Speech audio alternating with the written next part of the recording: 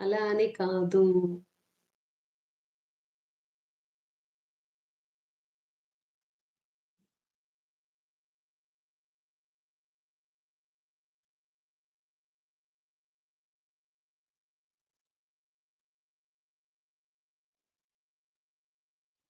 పచ్చదనం, పరిశుభ్రత. పచ్చదనం ఈ రోజుల్లో చానా తక్కువైపోతుంది. సో, ఒక చిన్న రైతుకు సంబంధించింది చెప్తున్నాను వినండి. దీని నీతేంటో నాకు లాస్ట్‌లో చెప్పండి. అనగనగా ఒక రైతు అనగనగా ఒక రైతు పొలంలో విత్తనాలు చల్లేవాడు.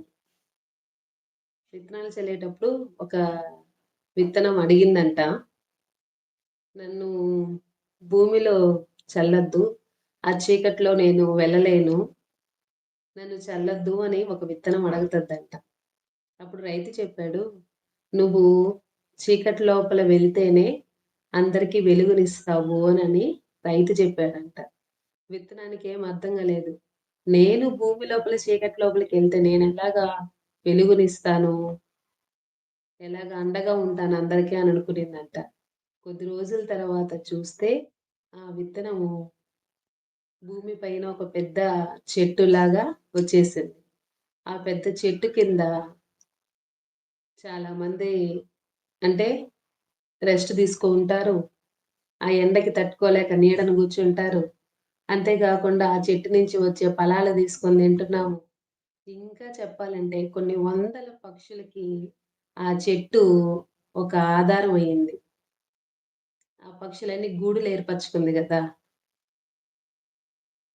సో, ఒక విత్తనము ఒక పెద్ద చెట్టయ్యి, ఆ చెట్టు నుంచి ఫలములొచ్చాయి. కొన్ని పక్షులకి గూళ్ళు ఏర్పరచుకొని గూళ్ళు ఏర్పరచుకునేటట్టయింది. అంతేకాకుండా ఆ చెట్టు ఎంతో మందికి నీడను గూడా ఇచ్చింది. అప్పుడు రైతు అడిగాడంట, "ఇప్పుడు తెలిసిందా నీకు నువ్వుండేది చిన్న విత్తనమైనా సరే ఎంత పెద్ద వృక్షమయింది. దానివల్ల ఎన్ని ప్రయోజనాలున్నాయో" అనని. అప్పుడు ఆహ్, అనుకునేదేంటి? ఇప్పుడు కష్టపడ్డా కొద్ది రోజులకి సుఖమనేది వస్తది. కష్టాల్లో ఉన్నారని కుంగిపోకూడదు. అలాగని సుఖాల్లో ఉన్నారని పొంగిపోకూడదు. బావుంది గదా! ఒక రైతు మరియు విత్తనం.